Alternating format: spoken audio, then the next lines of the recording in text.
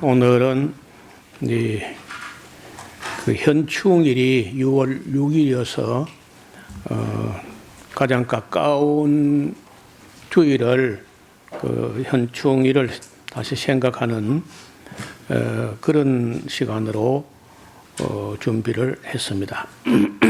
오늘 시편 94편은 그 자주 보기 어려운 말인데 여호와를 보수하시는 하나님이시라.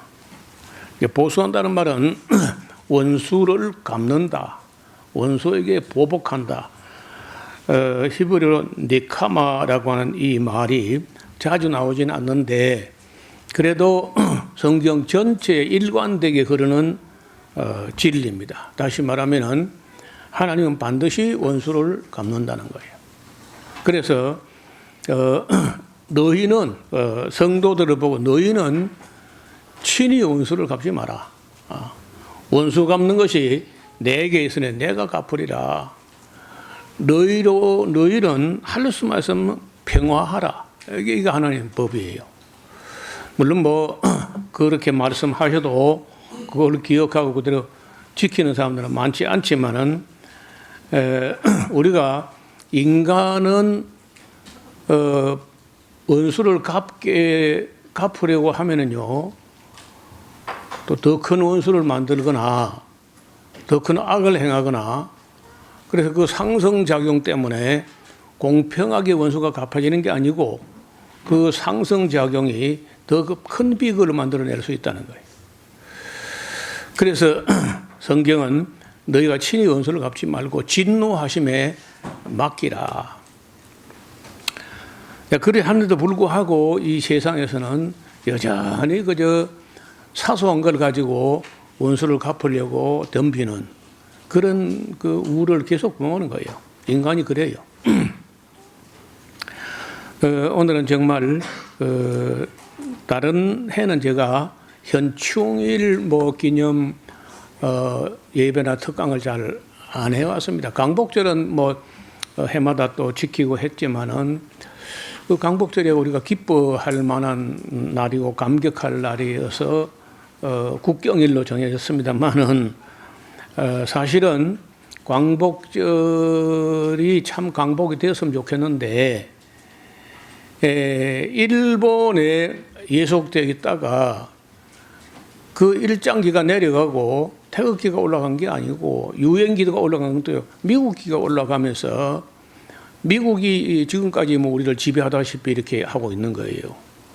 근데 그 전에 한 말씀 드렸는데 사실은 2차 대전 말기에 포츠담 회담에서 결의가 되기는 한반도를 나누는 게 아니고 일본 본토를 4개국이 나누어 통치하는 걸로 그게 다 결정 난 것을 그 메가더하고 메가더 곁에 있던 그 에드윈 오 라이샤워라는 그 정치 담당 참모가 메가더에게 이렇게 꼬드겨 가지고 자기 처가 나라가 되어 있는 일본 열도는 고스란히 보존하고 그리고 한반도를 반 잘라 가지고 인천과 서울을 포함한 남쪽은 미국이 가지고 북쪽은 소련에게 주면은 어떻겠는가?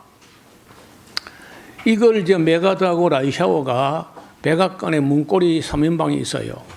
그래서 이 3부 요인이라고 해가지고 그 3부 협의체가 그 조지 링컨이라는 사람하고 찰스 본스티라고 던 러스크하고 이 세 사람이 백악관 문고리 3인방인데 다 영국의 로즈 장학생들이에요.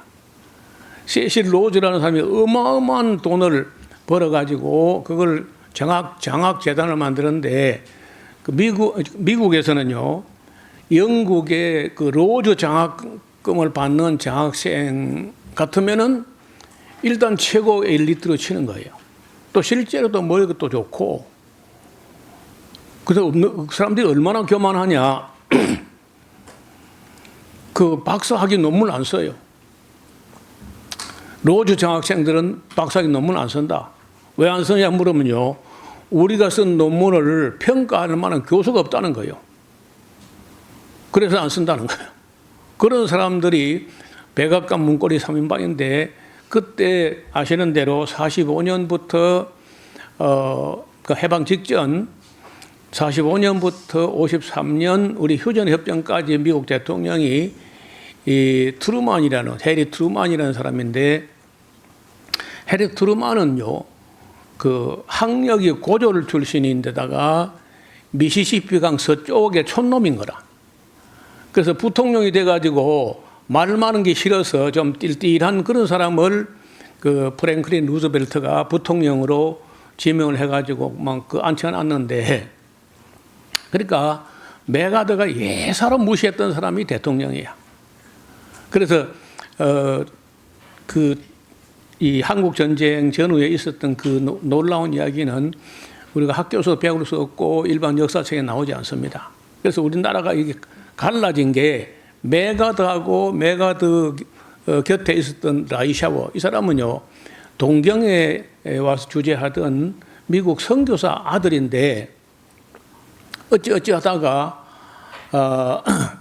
오사카에서 조금 더 올라가면 교토가 있고 교토 그 위로 올라가면은 비파호라는 큰 담수 호수가 있습니다. 그 호수 서남편에 유명한 절이 있는데 그 절에 뭐 관광차 갔다가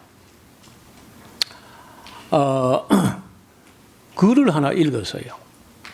그 글이 뭐냐면은 그 절에 스님 중에 옌린이라고 하는 사람이 당나라에 들어가서 당나라 시대에 들어가서 불교 법을 한국에서 전해진 것 갖고는 모자란다고 생각하고 당나라에 직접 가가지고 불교 법을 공부해야겠다 하고 한 10년 머물면서 그 당나라의 문화, 종교, 뭐 정치 모든 분야 본대로를 모조리 정밀하게 써놓은 거야.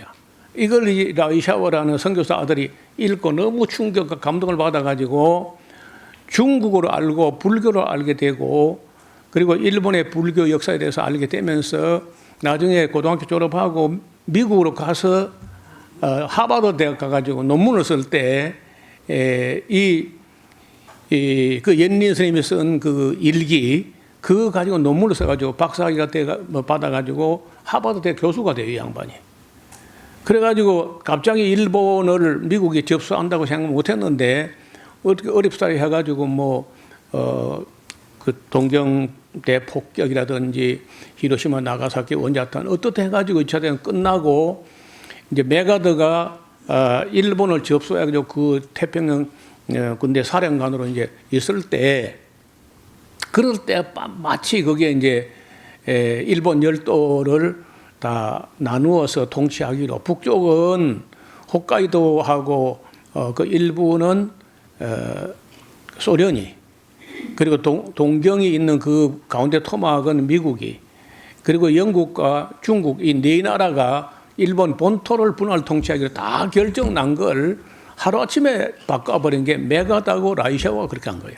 그러니까 우리는 뭐 메가더 하면 인천 상륙장 그것만 생각하고 막 감사해가지고 어쩌고 하는데 사실은요 우리 민족으로서 민족 분단의 원수 그 어마어마한 6.25 전쟁이 터지게 된 모든 것이 이 메가더하고 라이샤워가 한 거야.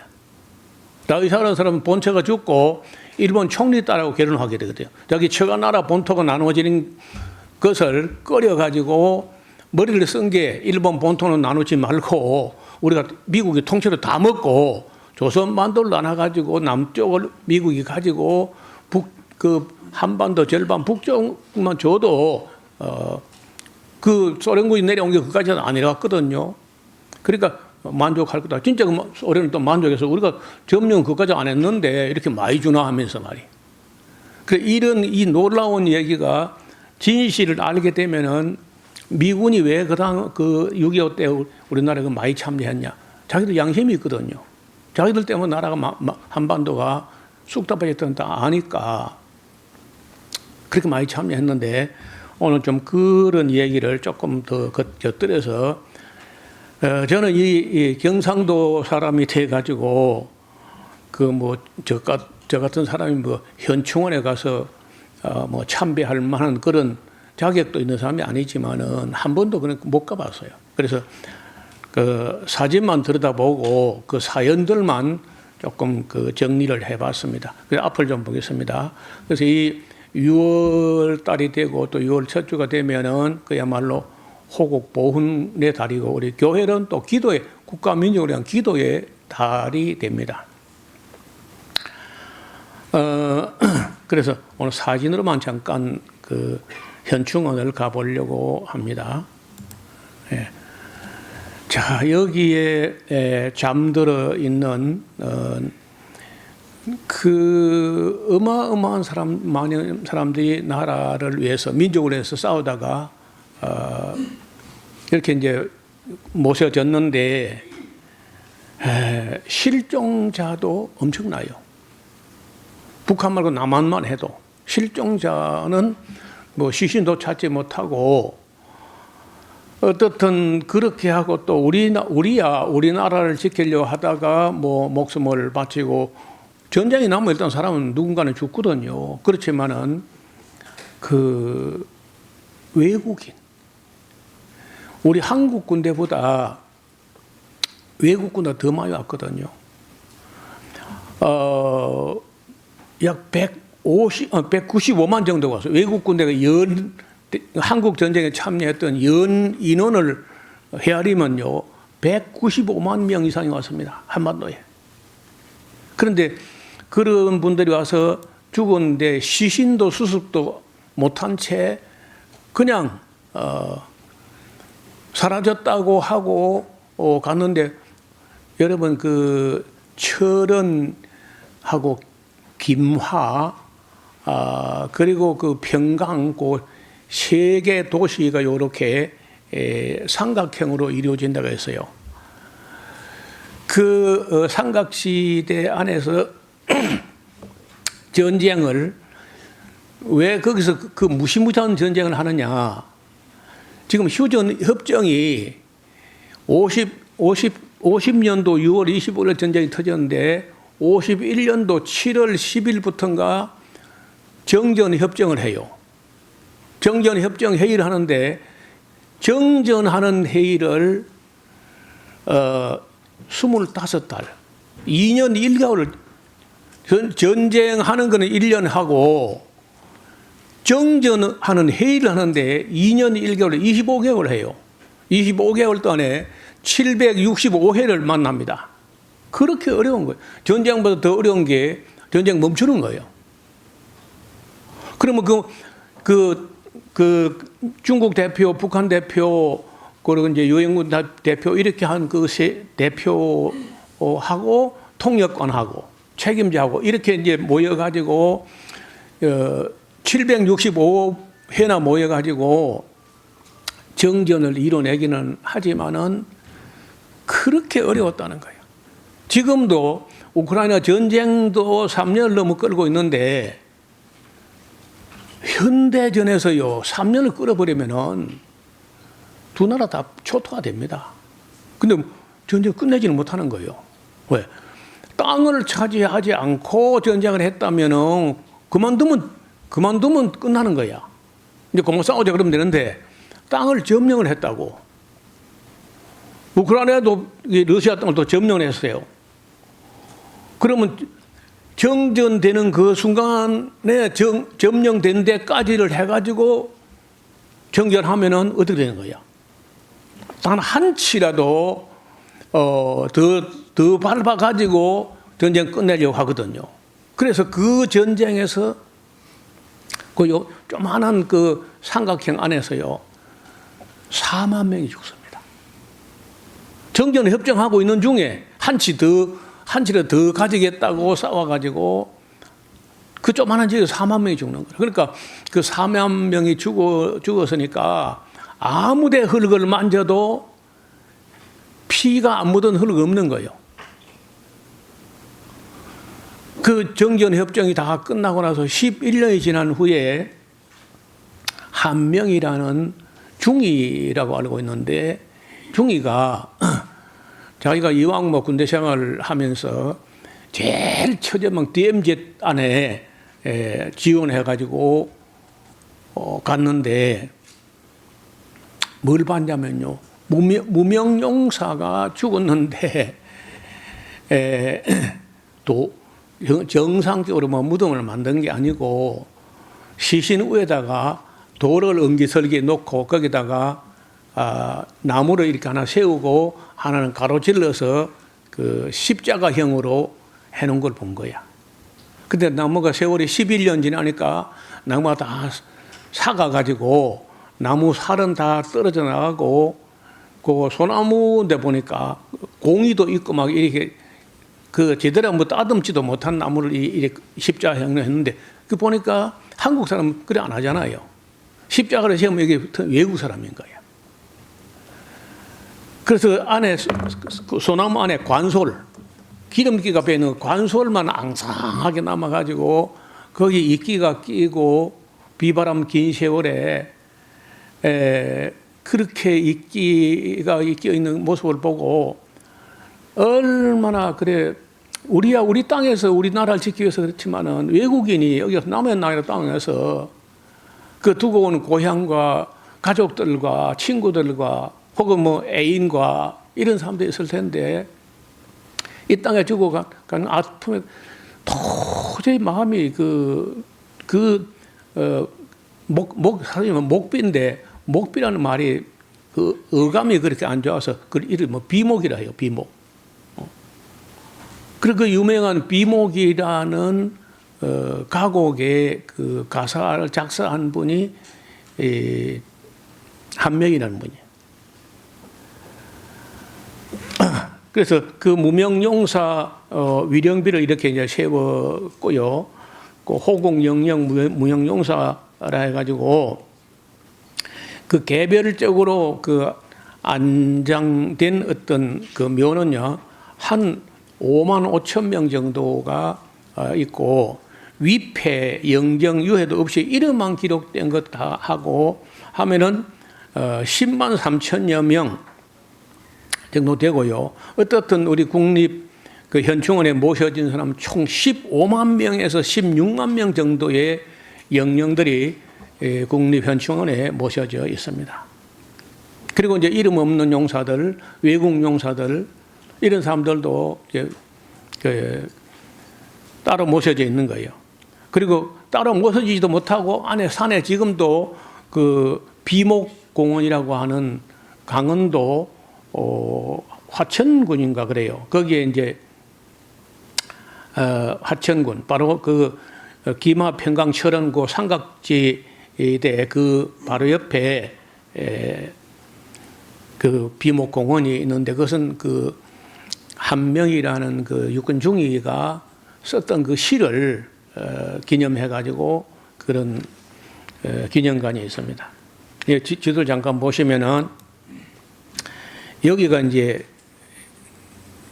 여기가 철원이고 여기가 김하고 여기가 평강이라는 곳인데 요 삼각지 여기서 요 조그만 땅에서 정전 협정을 하고 있는 회의를 하고 있는 중에 한치도 더 차지하려고 애쓰다 보니까 한치도 양보 없이 싸우니까 4만 명이나 죽었다.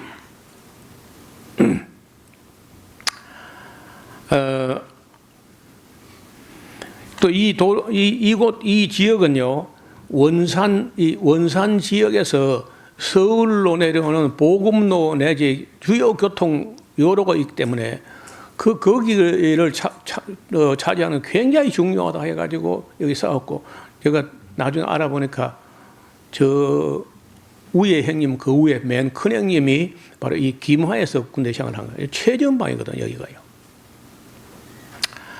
그래서 그분이 이제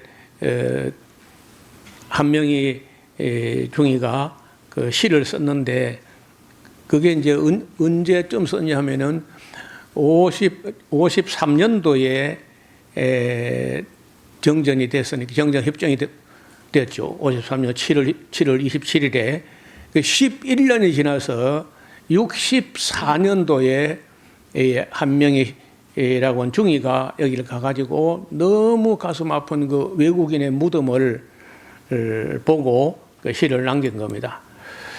그 초연이 쓸고 간 깊은 계곡 양진에, 초연이라는 것은요, 얼마나 포탄을 퍼붓고 그 나무들은 다 불모지대처럼 되고 풀이 남아가지고 그 연기마저 이제 사라진, 풀이 타던 그 연기, 그러니까 그야말로 석기시대처럼 되어버린 그런 데서 쓸고 간 깊은 계곡 양진역에 비바람 긴 세월로 이름 모를 병사, 무명 용사가 거기에 잠들어 있고 그 소나무 관솔이 앙상하게 남아있는 그 십자가 같은 게 세워져 있으니까 외국인이 여기 가서 죽었다는 거죠. 그런 사람들은 누구를 위해서 왜 싸우는지도 모르고 징병 들어가지고 왔을 거라. 먼 고향 초동 친구 두고 온 하늘가가 그리워서 마디마디 이끼가 되어 맺혀 있구나. 이렇게 가사를 쓰고 거기 이제 그 화천 근방에 가면은 국노루산이라는 산이 있는데 국노루산 산울림이 달빛하고 흐르는 밤인데 그 나무 비목 밑에 잠들어 있는 영혼이 홀로선 적막감에 울어 지친 모습 같다. 그 비목을 보고 그래 그 옛날 천진스럽게 자라왔던 젊은이가 그 추억에 애달퍼서 서러움이 아라리 그 돌무덤이 돼가지고 쌓여있다. 그 돌을 얼기설기 해가지고 옛날에 우리 여기 산청에서는요 어린애가 죽으면 그 정식으로 무덤을 안 만들고 아장이라 해가지고 혹은 아장 해가지고 그냥 그 동이 그 옹기 동이를 두 개를 맞붙이고 아이 시신을 거기 넣어가지고 땅에다 이래 놓고 그 위에 돌을 몇 개 얹어 놓고 여러분 이 방목리 이 지역이요 아장터였어. 전신만신에 이제 이 돌을 얼기설기한 그런 무덤들이 있었는데 진로가 포도밭 만들면 싹 밀어버려서 그렇지. 여기가요 단석 읍내요 시내에서 아주 멍청하고 늘픈 수가 없고 센스가 없고 앞날에 안 보이가 너 저 석대 가서 파전에 해먹고 살아라. 저주하는 땅이 여기가요. 저도 이 비목이라는 그 나무 모습이 이렇게 생겼어요. 이게 보니까 소나무거든요. 속에 있는 관솔이 있어가지고 기름이 있으니까 이제 안 썩은 거고 이것도 이제 가로나무도 보니까 이게 소나무인 거예요. 이런 공이도 제대로 따듬지 못하고 그렇게 한 거야. 이분이 그 한 명이라는 중인데 이런 사람들이 시신을 수습했을 때 그 목에 거는 인식표. 그 인식표가 뭐냐면요. 이름이 있어요. 그게 맨 먼저 이름. 그 다음에 군번. 그 다음에 맨 밑에 혈액형이 나옵니다. 그래서 피를 너무 많이 흘렸을 땐 혈액형을 알아야 혈액을 수혈할 수 있으니까 저도 군에 가서 맨 먼저 그 인식표 군번이라고도 하고 인식표라고 하는데 그걸 목에 다 그런데 기분이 이상하더라고요. 내 목에 무슨 굴레가 씌어졌다. 여러분 군에 갔다 오신 분들 자기 군번 지금도 알고 있습니까? 저는 창원 군번인데 5106-6366이에요. 그거 잊어버리면 안 되는 거 이제. 그 인식표가 이렇게 이제 그 스테인리스로 된 것 같은데 여기 이제 활자로 눌러가지고 음각으로 새겨져 있습니다. 이것이 있으면요 찾아줄 수 있어요. 그런데 이것마저 없으면은 이게 뭐 그냥 폭탄에 맞아가지고 날아가 버리는 그건 이제 모르는 거예요.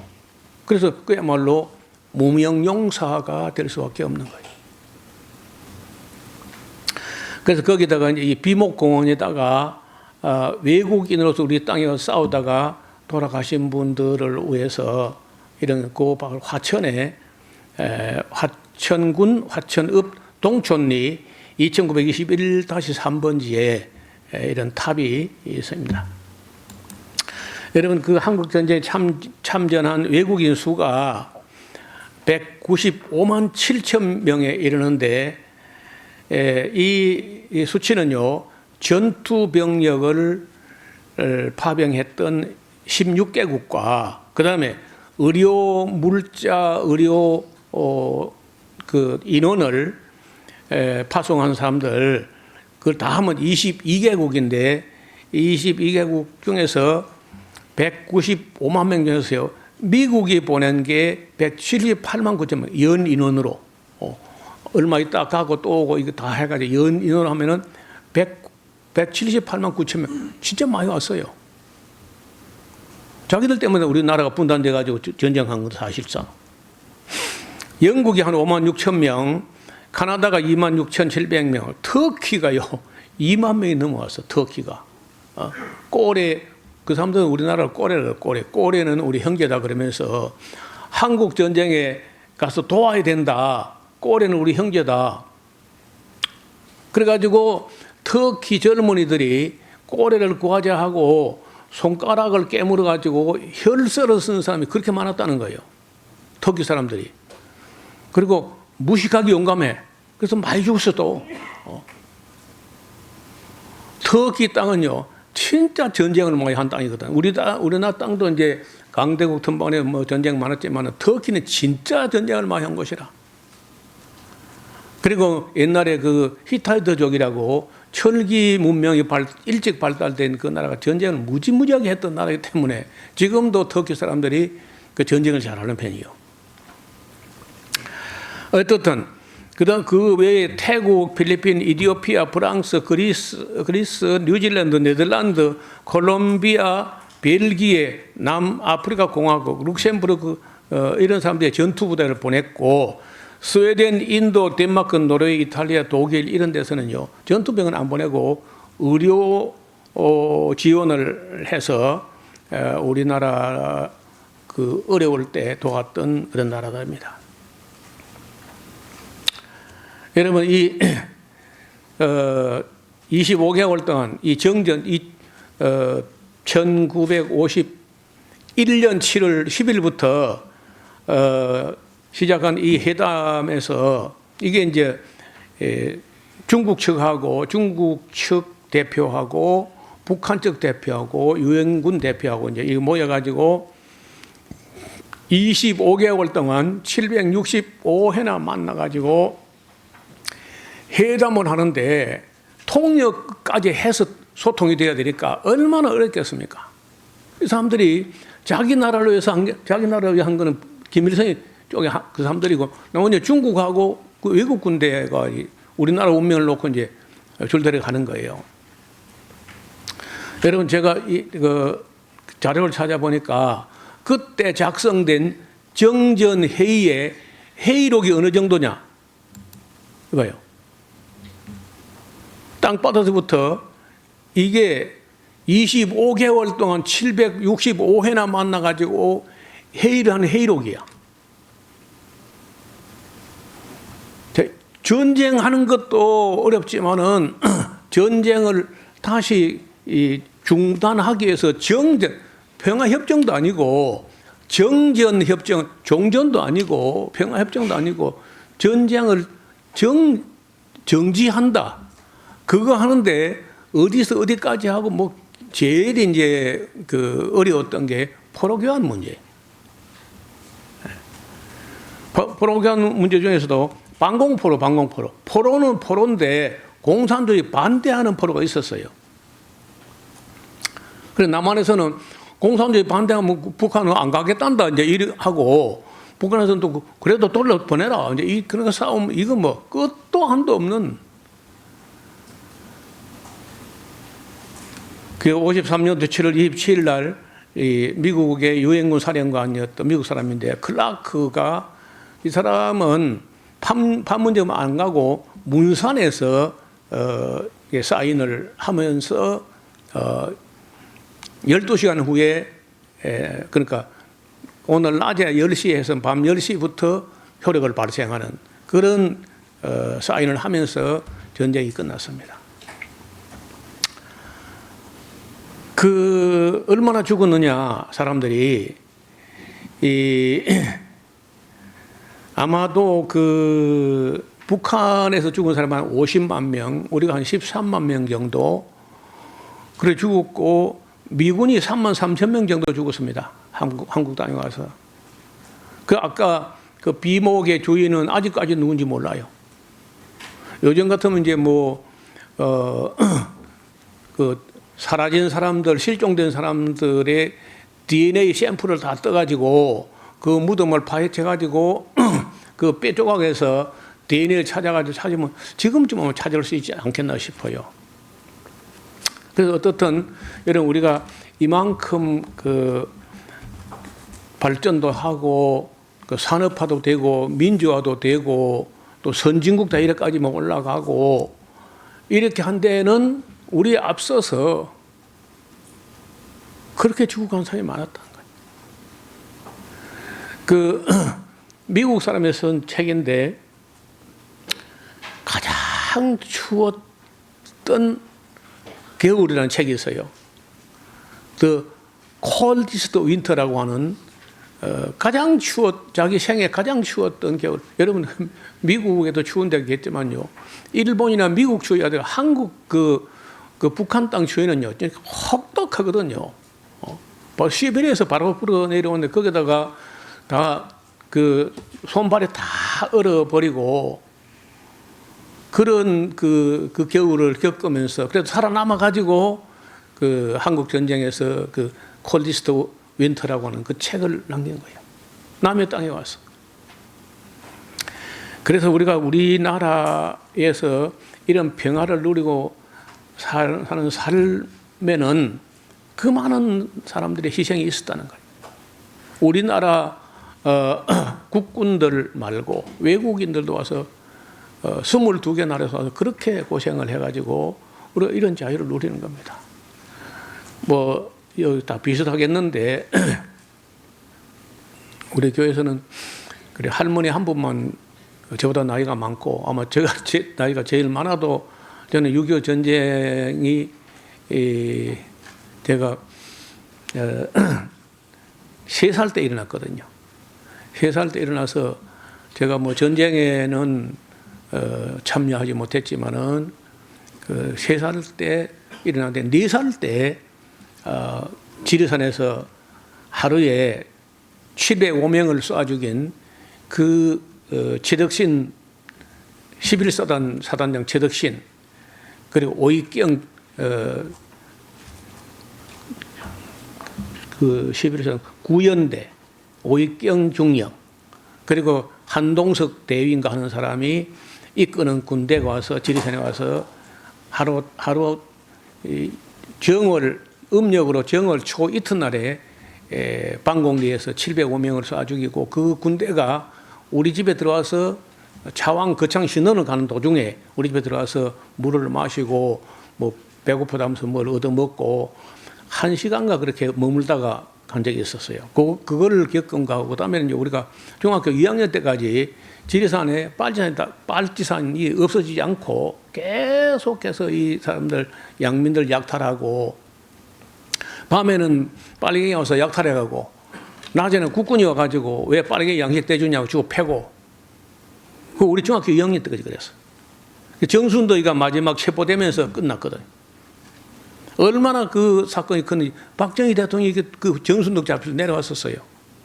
산청 보건소에 허벅지가 잘린 대퇴부가 다 날아가 버린 정순덕이라는 여자 빨갱이 두목 그걸 박정희 가서 얼굴을 맞는데 박정희 얼굴에 침을 뱉었다 그래요.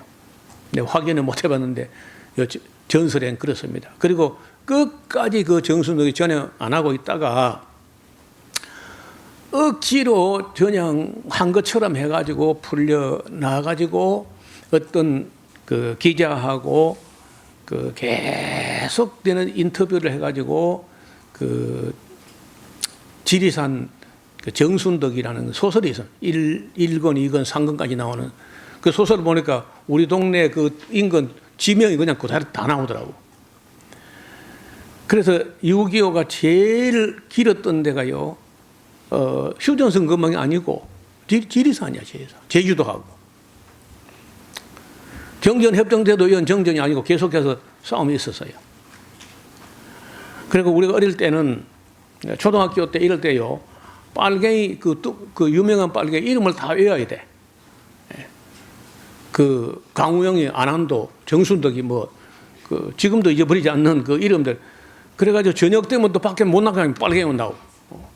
그래서 그렇게 두려워하고 숨도 크게 못 쉬고 그런 과정을 다 겪어가지고 정말 달 표면이나 석기시대처럼 되었던 그런 땅 위에서 우리 세대 정도 되는 사람들이 죽기 살기로 일해가지고 우리가 이만큼 살게 된 거예요, 사실은요. 사실 박정희 대통령 때 새마을 운동할 때까지만 해도 우리가 굉장히 어려웠습니다. 실제적으로 우리가 경제 성장이 급속도로 이루어진 건요, 노태우 대통령 되기 전 노태우 대표라고 하는 사람이, 민정당 대표가 6.29 선언을 하면서부터 경제 성장이 급속하게 진행돼 가지고 오늘 이만큼 우리가 살고 있는 거예요. 그래서 저는 아까 이 사진 좀 다시 봤으면 좋겠습니다. 사진을 다시 한번 보겠습니다. 이 정전한다는 게 1년 전쟁했는데 그 정전하는 회의록이 이 정도 어렵다는 것을 이거 하나만이라도 기억하고, 또 우리가 다시는 이 땅에는 아무리 어려운 대가를 지불한다 할지라도 전쟁을 일어나면 안 돼. 일어나면요, 이기는 게 아닙니다. 양쪽이 다 지는 거고 다 망하는 거예요. 그래서 정말 하나님 앞에 우리 교회와 민족이 함께 기도할 것은 이 땅에 전쟁이 없어지는 겁니다. 제가 군대 생활을 하면서 우리는 김미신조 때문에 30개월 하면 제대로 해야 되는데 김미신조 때문에 6개월이 연장돼 가지고 35개월 14일 하고 제일 길게 군대 생활을 하면서 3년을, 지금 생각하면 참 내가 그 3년 동안에 그래도 좀 공부를 한다든지 좀 할 수 있었을 텐데 우리는 그것도 제대로 못하고 그냥 사람 죽이는 연습하다가 끝나니까 가장 소중한 때에, 다행히 지금 복무기간이 좀 줄어들어서 좀 다행인데, 여러분 이렇게 지켜낸 나라를 우리가 정말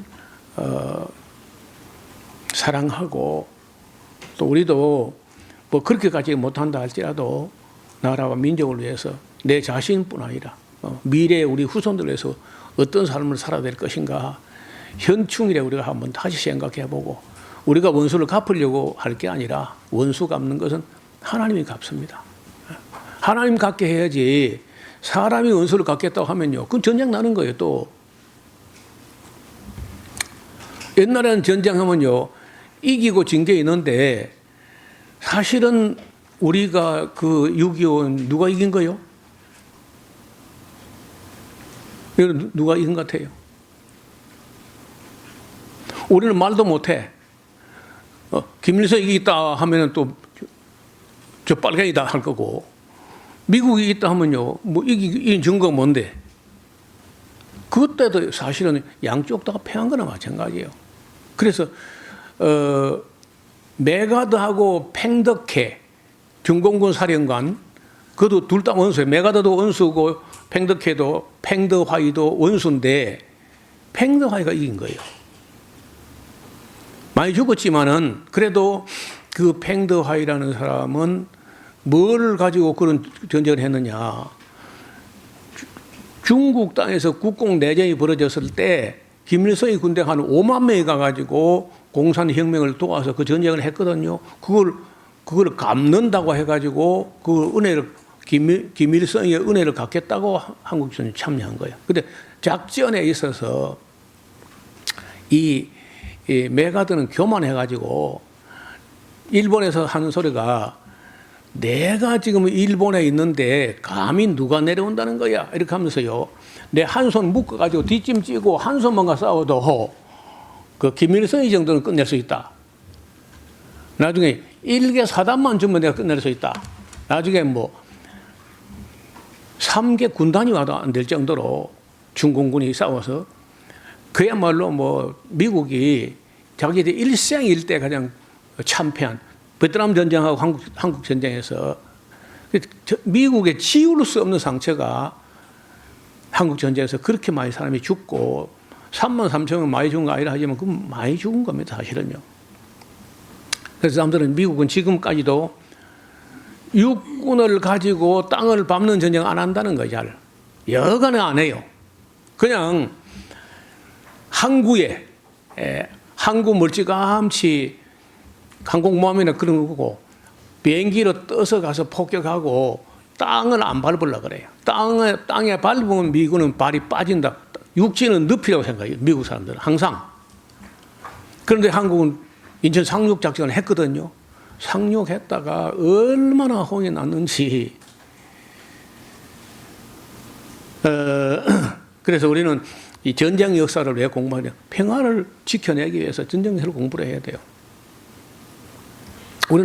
우리나라에서는요, 6.25 전쟁의 진실을 찾아낼 길이 없습니다. 다 사라져버리고, 기록은 전부 미국 국립문서보관, 연방문서보관소에 가야, 이제는 다 비밀 해제된 기간이 지났기 때문에, 그런 학자들, 젊은 학자들이 가서 파헤치는 거예요. 그래서 우리나 외국 군대가 와서 그렇게 처절한 싸움을 해가지고 지켜낸 이 나라를 다시는 전쟁이 일어나지 않는 나라로 가야 돼요. 내가 하나만 물어보고 싶어요. 대답하기 곤란할 겁니다. 여러분, 북한이 잘 되는 게 우리에게 유익해요? 북한이 망하는 게 우리에게 유익해요? 입장 곤란하죠? 예? 예? 맞습니다. 잘 돼요. 북한이 잘 돼요. 우리가 안전해요. 근데 대부분의 우리 한국 사람들이 북한이 쫄딱 망하기를 되게 바라고 있어.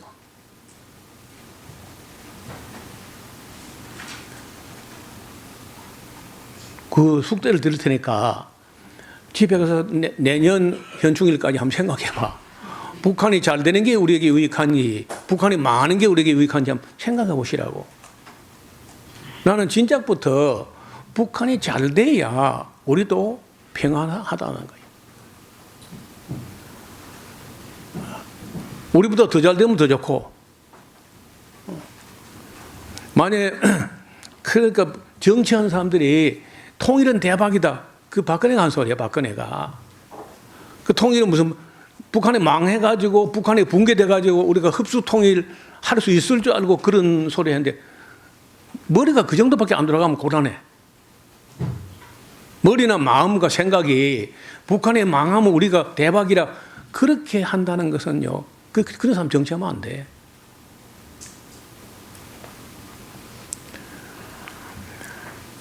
그래서 남북이 협력을 해가지고 미국이 뭘 하든지 간에 협력을 해가지고 북한을 어느 정도 끌어올려야 통일도 이야기할 수 있고 지금은 하면요. 우리도 힘들고 자기도 힘들어. 그래서 북한이 잘 되어야 우리도 잘 된다는 그런 그 정도는 머리는 돌아가야 될 거 아니야. 난 아직도 우리 국민들이 조금 더 각성되고 생각 좀 더 해야 되지 않겠나. 저는 오래전부터 그런 고민을 해왔어요. 그런데 지금 현재 우리나라 정치인들 하는 수준 갖고는요. 북한 잘 되기를 바라는 정치인은 글쎄요 몇 명 있기는 있겠나. 그럼 바로 종북 좌빨 이렇게 나온다고. 저는 그런 면에서는 조금 생각을 달리합니다. 여러분은 나하고도 뭐 생각 다를 수 있어요. 괜찮아요. 그러나 생각을 해보자. 그리고 북한이 핵을 가지고 있는 거는 우리에게 위협이 될 수 있지만은요. 그거는 협상만 잘하면요. 아니 통일되면 다 우리 거고 남한을 보고 쏘지 않는 길을 마련한다면요. 없는 곳에 있는 게 낫습니다.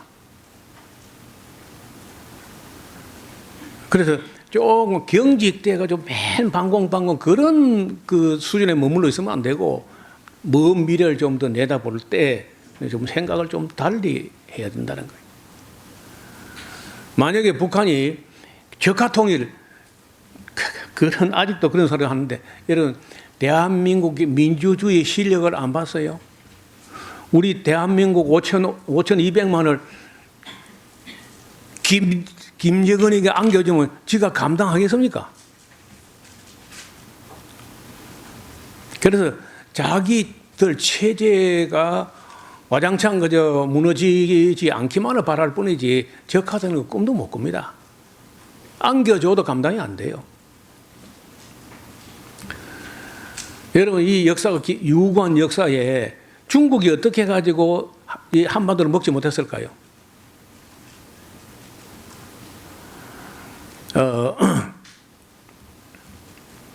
나는 볼 때 그 하나님이 도우신다고 봐요.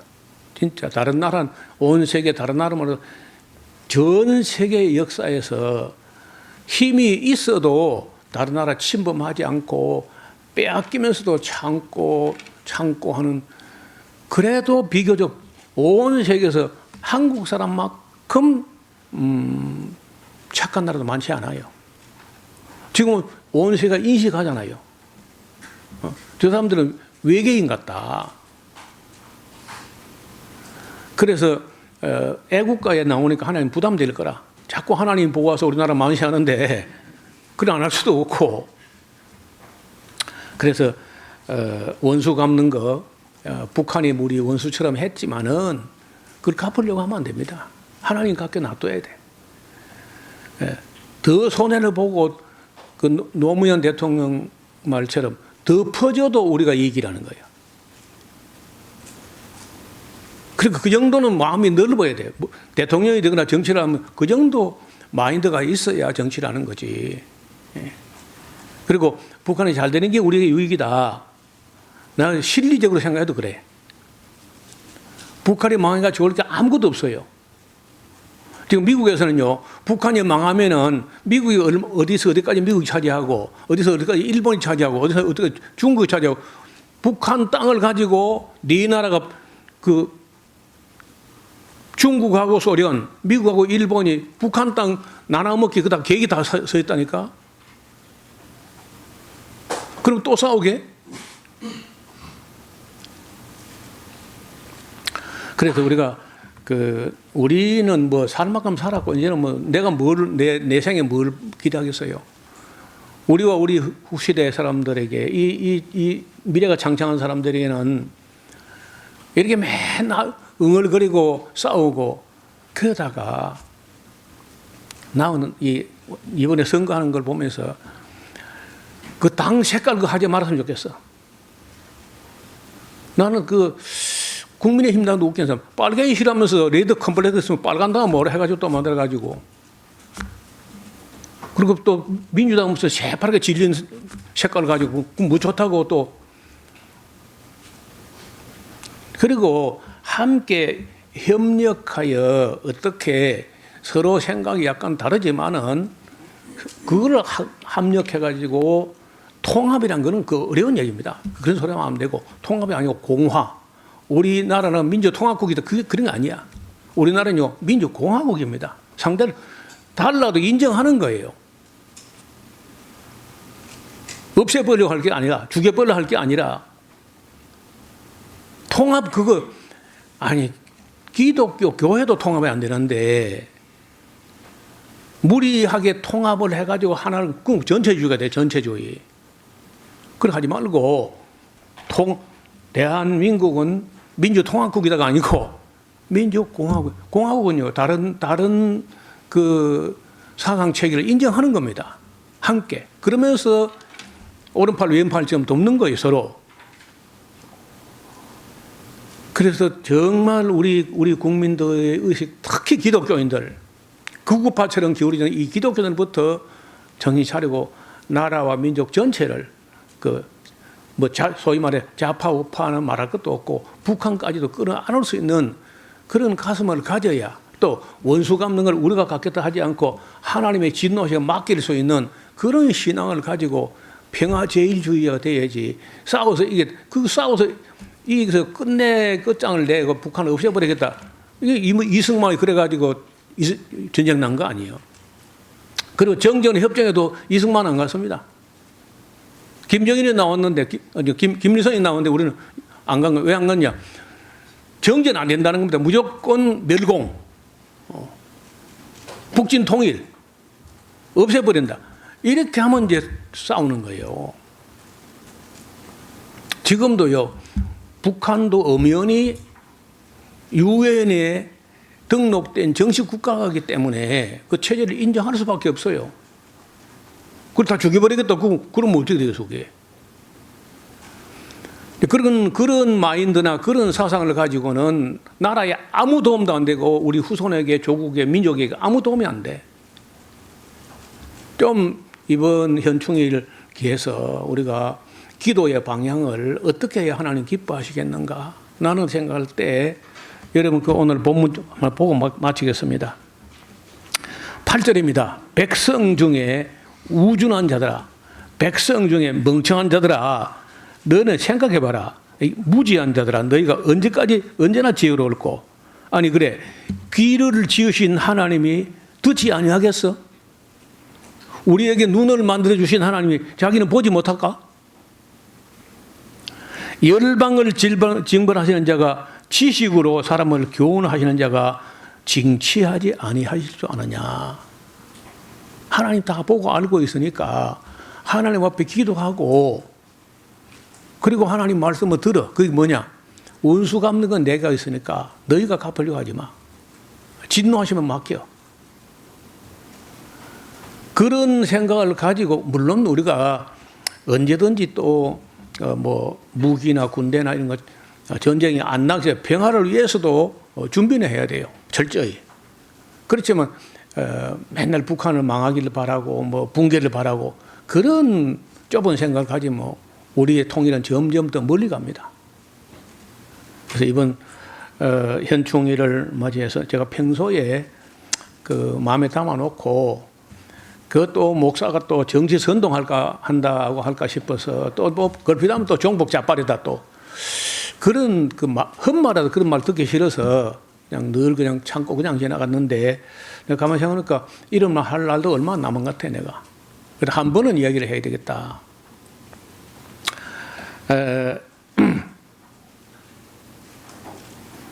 그래서 제가 말을 전하고자 하는 뜻이 여러분이 얼마나 납득이 됐는지 잘 모르겠어요. 그러나 냉철하게 생각해봐. 그리고 공멸이 아니고 공존, 또 함께 협력함으로 번영하는 미래, 안정된 미래, 칼을 쳐서 보석을 만들거나 다시는 전쟁을 연습하지 않는 미래 세계에 우리 후손들의 세계를 어떻게 준비해야 될 것인가 두고 하나님께 함께 기도할 수 있기를 바랍니다.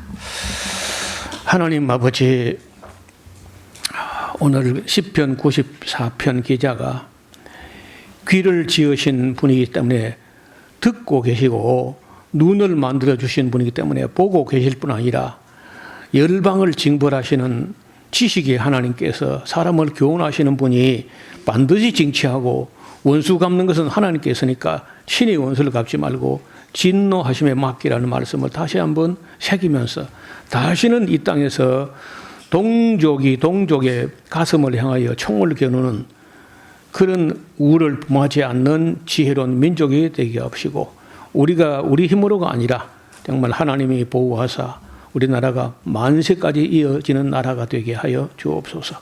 예수님 이름으로 기도하옵나이다. 아멘.